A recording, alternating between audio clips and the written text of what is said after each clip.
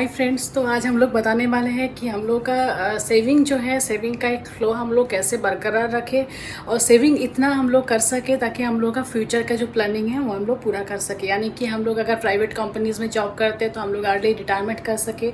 अगर आप self employed है तो हम लोग अपना रिलैक्सेशन पीरियड थोड़ा जल्दी स्टार्ट कर सके ताकि हम लोग ज़िंदगी भर मेरे को बिज़नेस ना करना पड़े। ठीक है, मतलब ऐसा नहीं है कि कंपल्सन हो जाए वो चीज़।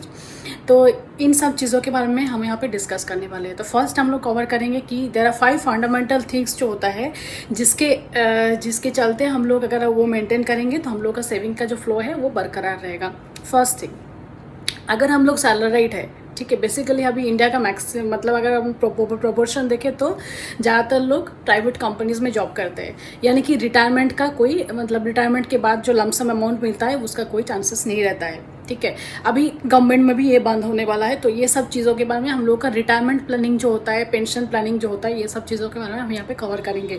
फर्स्ट थिंग, जो लोग हम लोग प्राइवेट कंपनीज़ में जॉब करते हैं हम लोगों को सेविंग थोड़ा अर्ली स्टार्ट करना होगा ताकि हम लोगों का सेविंग का जो फ्लो है वो बरकरार रहे। एंड उसके साथ साथ हम लोग का जो है हम लोग अर्ली रिटायरमेंट प्लान कर सकें। अगर हम लोग 10 साल पहले सेविंग स्टार्ट करेंगे तो हम लोग का सेविंग का प्रोपोर्शन जो है ज़्यादा रहेगा, और हम लोग अगर 10 साल वो सोचने में ही वेस्ट कर देंगे तो हम लोग का प्रोपोर्शन डेफिनेटली उसी हिसाब से कम होगा। अब क्या करना है, अब लोग सोचेंगे कि इनिशियली में तो हम लोगों को सैलरी मिलता है 15-20,000, तो उसमें से हम लोग सेव करें तो करें क्या। बट इसी 15-20,000 में से ही आपको सेविंग स्टार्ट करना होगा। एटलीस्ट सेविंग मेंटेलिटी बिल्डअप होना भी ज़रूरी है क्योंकि ये बिल्डअप होने में टाइम लग जाता है। अब जो है अभी दो सेकंड बहुत ही इम्पोर्टेंट चीज़ एक होता है, वो है कि आप लोगों को ये दिमाग में रखना है कि एसेट और लायबिलिटी कहाँ हम लोग पैसा जो है स्पेंड कर रहे हैं, कहाँ मेरा मनी का पूरा फ्लो चला जा रहा है। ठीक है, फर्स्ट थिंग एक ये होता है कि हम लोगों के दिमाग में एक बहुत गलत चीज़ बैठा हुआ है कि अगर हम लोगों ने एक लग्जरियस कार ले लिया, ठीक है, तो उसमें मेरा सोशल स्टेटस जो है बढ़ जाता है। नहीं, फर्स्ट थिंग ये है कि अगर आप वो लग्जरियस कार ले रहे हो, क्या आप रियली उसका अफोर्ड कर पा रहे हो या फिर आप ईएमआई के बेसिस पे ले रहे हो। ईएमआई के बेसिस पे अगर आप ले रहे हो, वेल एंड गुड, बट इसके साथ साथ मेरा सेविंग का फ्लो क्या उसी प्रोपोर्शन में बढ़ रहा है या नहीं, ये दो चीज़ मेरे को ख्याल रखना है। अगर आपका सेविंग का फ्लो उसका 50% अगर आपका ईएमआई में ही चला जा रहा है तो this is not a good idea to buy the luxurious car right now, you have to wait for it. और बाकी जो है हम लोग एसेट में उतना पैसा इन्वेस्ट कर पा रहे हैं ताकि मानी मेरा फ्यूचर में जाके फ्लो करे। क्या वो एसेट इंक्रीजिंग एसेट है या वो डेप्रिशिएट वैल्यू क्या है। अगर उसके साथ साथ मेरा पैसा इंक्रीज़ होने का कोई चांसेस है या नहीं है। ठीक है, से सपोज अगर हम लोग पैसा रियल एस्टेट में इन्वेस्ट कर रहे हैं तो real estate value is always increasing. हम लोग अगर गोल्ड कॉइन खरीद रहे हैं तो that is also increasing money. But अगर हम लोग पैसा मान लीजिए मैंने एक लग्जरियस कार ले लिया, कार तो घर आ गया बट कार जैसे शोरूम से निकला उसका 25% वैल्यू डिक्रीज़ हो गया। ठीक है, तो ये सारा चीज़ों में हम लोगों को थोड़ा सा दिमाग बिठाना है कि हम लोग कैसे इन्वेस्ट करें तो करें, कैसे करें। ठीक है, थोड़ा कैलकुलेटिव माइंड से सोचेंगे तो हम लोग पैसा तुरंत सेव कर सकते हैं, हम लोग रिटायरमेंट थोड़ा जल्दी कर सकते हैं, जो हम लोग के बेटर फ्यूचर सेविंग्स के लिए, बेटरमेंट के लिए अच्छा है। ठीक है, अभी पैसा कहाँ इन्वेस्ट करना है, मेडिकल इंश्योरेंस में पैसा इन्वेस्ट करना है जो हम लोग कंपल्सन है, देना ही है।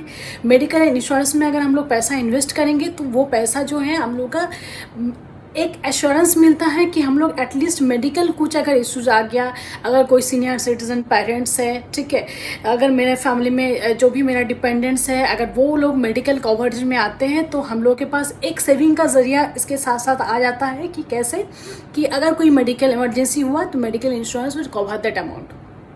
मतलब मेरा मेरा जो सेविंग का फ्लो है वो ब्रेक नहीं होने वाला है अगर कोई मेडिकल इमरजेंसी आया तब भी।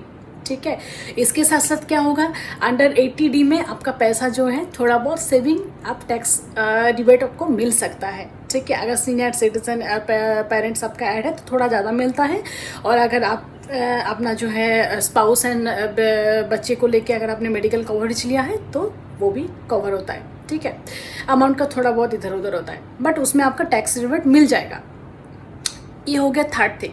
अब फोर्थ थिंग क्या है, सो फोर्थ थिंग हो गया कि रीपे द लोन्स। अगर आपके ऊपर कोई लोन का ईएमआई का वो है, बोझ है, तो आपको लोन का रिपेमेंट जो होता है आपको थोड़ा जल्दी करना पड़ेगा ही पड़ेगा। यानी कि लोन का टेन्यर जितना लंबा आप खींचोगे, totally interest payable amount towards the bank आपका बढ़ता ही रहेगा, भले ही आपका ईएमआई कम हो। ठीक है, तो लोन अगर आपका चल रहा है तो सबसे पहले आपके दिमाग में ये ठान लेना, मेरा सेविंग का फ्लो और मेरे को ज़्यादा करना ही पड़ेगा, ताकि मेरा जो मंथली एक्सपेंसेस होता है थोड़ा कट डाउन मेरे को करना ही पड़ेगा, वरना मेरा जो लोन है वो मैं रिपे नहीं कर पाऊँगा। ये हो गया। फिफ्थ चीज़ क्या है? Credit card. अब बैंक्स जो होता है, बैंक आपको क्रेडिट कार्ड क्यों देता है? बेसिक सा चीज़ आप सोचिए, ताकि आपका जो एक्सपेंसिंग टेंडेंसी है उसको बढ़ा सके। ठीक है, और उसके साथ साथ क्रेडिट कार्ड का बहुत सारा बेनिफिट भी है, बट ज़्यादातर लोग वो बेनिफिट से ज़्यादा उसको मिसयूज़ ज़्यादा करते हैं। मिसयूज़ ही हम टर्म यूज़ करेंगे, क्योंकि अगर आप शॉपिंग मॉल में कहीं पे भी शॉपिंग के लिए जा रहे हो तो जितना आप शॉपिंग का प्लान करके जाते हो, क्रेडिट कार्ड अगर आपके हाथ में रहेगा, आप लोग एग्री करोगे ही करोगे, क्रेडिट कार्ड अगर आपके हाथ में रहेगा तो आप ज़्यादा शॉपिंग करके ही आओगे, क्योंकि शॉपिंग मेंटेलिटी और खर्चा करने का जो मेंटेलिटी होता है उसको क्रेडिट कार्ड बढ़ावा देता है। Credit, bank is giving you credit, it's a kind of loan. तो ये दिमाग में बिठा रहना है, मतलब ये मेरे को भरना है, और भरना कहाँ से? मेरे इनकम से ही है।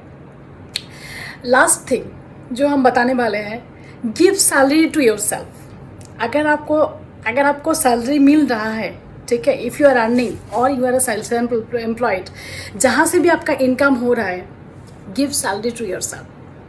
थोड़ा सुनने में वो लग रहा है, but give salary to yourself मतलब एटलीस्ट अगर आपका सैलरी 20,000 है, ठीक है, तो उसमें से आप 5,000, 3 से 5,000 रुपये आप अपने लिए रखो, अपने लिए सेव करो।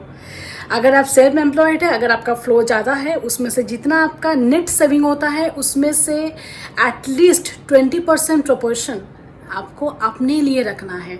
ठीक है, जो आपका सेविंग को बरकरार रखने में आपके लिए ईजी होगा। आप 3-4 चीज़ों का हैबिट रख सकते हो। म्यूचुअल फंड, SIPs कर सकते हो, सिस्टमेटिक इन्वेस्टमेंट प्लान जो आपका अकाउंट से डेबिट करेगा ही करेगा। आप रिकरिंग डिपॉजिट्स रख सकते हो जो आपका वहाँ से डेबिट करेगा ही करेगा। रेगुलर इन्वेस्ट कर सकते हो थ्रू योर डीमैट अकाउंट, जो आपका जो है सेविंग करने का वो चाह को बढ़ा देगा। ठीक है, तो और भी बहुत सारा चीज़ों हैं। क्रेडिट कार्ड जो है उसको आप अगर लॉकर में रख दोगे तो बेटर है। जब बहुत ही अर्जेंट रिक्वायरमेंट है, there is a medical emergency, there is a flight booking, there is a hotel booking, you are planning to travel somewhere for your emergency purposes, only then only use your credit card. Otherwise credit card जितना आप use करके, it's a credit, वो आपका जो है आपको ऐसे करके दबोच लेगा, मतलब आप पैसा जो है सेव नहीं कर पाओगे। जितना भी लोग मेरा वीडियो देख रहे हैं, अगर आप लोग एग्री करते हो तो प्लीज़ कमेंट बिलो। एंड और भी बहुत सारा चीज़ है जो जिसके चलते हम लोग सेविंग कर सकते हैं, वो हम बाद में बताने वाले हैं। ये एक बेसिक सा वीडियो है, जैसे कि आगे जाके हम लोग बताने वाले हैं कहाँ हम लोग टैक्स सेविंग कर सकते हैं। ठीक है, अर्ली रिटायरमेंट प्लान करने के लिए बेसिकली क्या क्या होना चाहिए। ठीक है, what are the benefits of having PPF account, NPS कैसे करना है ताकि हम लोग रिटायरमेंट अर्ली कर सके। तो फ्रेंड्स, ये जो 5 फंडामेंटल जो मैंने बताया है, 5 फंडामेंटल प्लान्स जिसके चलते आप सेविंग ज़्यादा कर सकते हो। If you really like my video, if you agree with this, please do like, share and subscribe to my channel, which is Shipra's good life, and stay tune for further next videos.